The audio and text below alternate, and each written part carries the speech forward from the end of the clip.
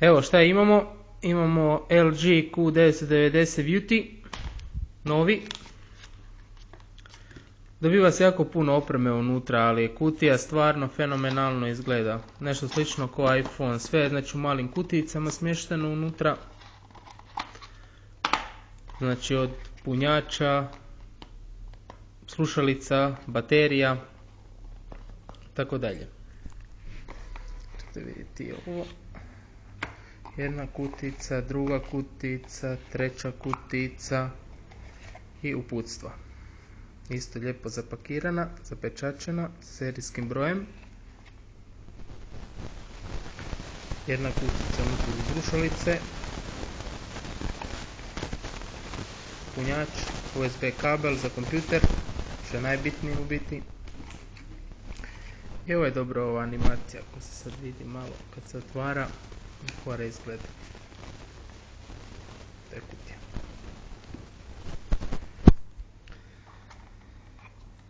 Evo ga, znači sad imamo LG.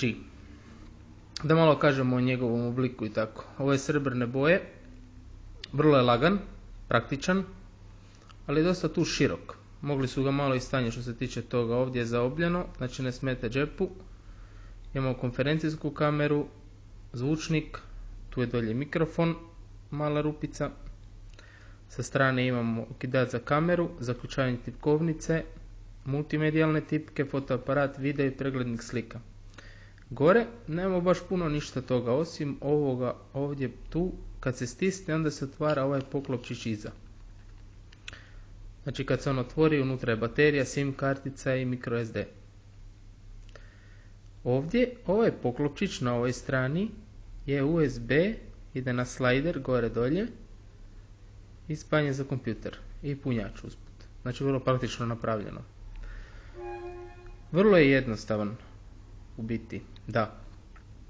Odozada je Schneiderova leća sa flashom, autofokusom.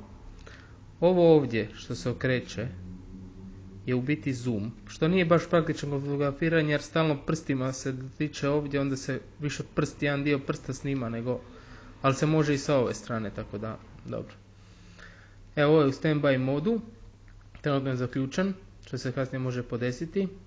Stisnut ćemo tipku, ovu, dobili smo ga i još jednom za otključavanje tipkovnice. Meni je dosta jednostavan što se tiče toga koliko se vidi. Znači imamo izbornik, telefon, poruke i ovdje drugi imamo dosta tih prečica od Bluetootha, kalendara, notesa, igrica i tako dalje. Ako ga stisnemo ulazimo u glavni izbornik gdje se može znači podešavati telefon, imenik, poziv, poruke. Imamo drugu, moji sadržaji, kamera, video, movie studio, glazba, pretraživač, Google. Evo ovo je praktično dosta nešto slično kod iPhone-a kad se uđe u Google. Imamo traži, pošta, mape, bloger i YouTube čak odmah, evo ga. Evo recimo pošta, kako je ulogirano standardno, vidite.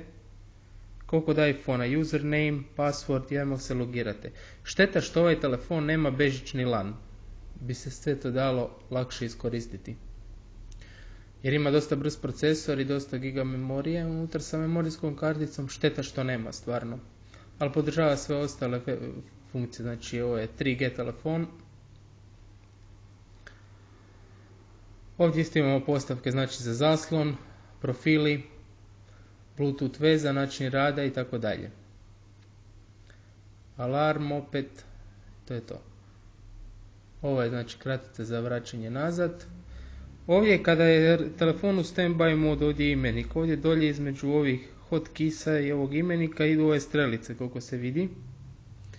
Tako ako kliknemo tu između, dobit ćemo da idu. Ako ih maknemo, možemo maknuti izbornik. Onda piše T-Mobile, HR je tako. Reklama. Ako ga opet kliknemo na strelice te koje idu, dobit ćemo opet izbornik nazad. No, sve u svemu je telefon u redu. Vrlo jednostavno za korištenje, brzo se modificira, ima podjelu fondova, ali samo za telefoniranje unutra, kao što sam rekao. Dosta dobar. Naprijed su glavne tipke, znači za poziv, završetak poziva i vraćanje. dosta ok telefon.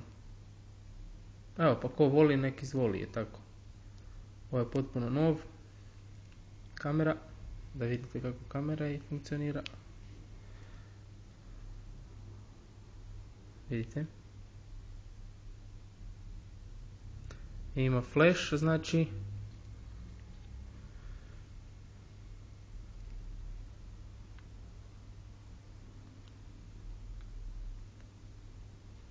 Kad se klikne na njega, ide se nazad.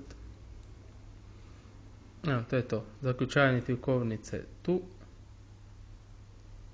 Evo ga.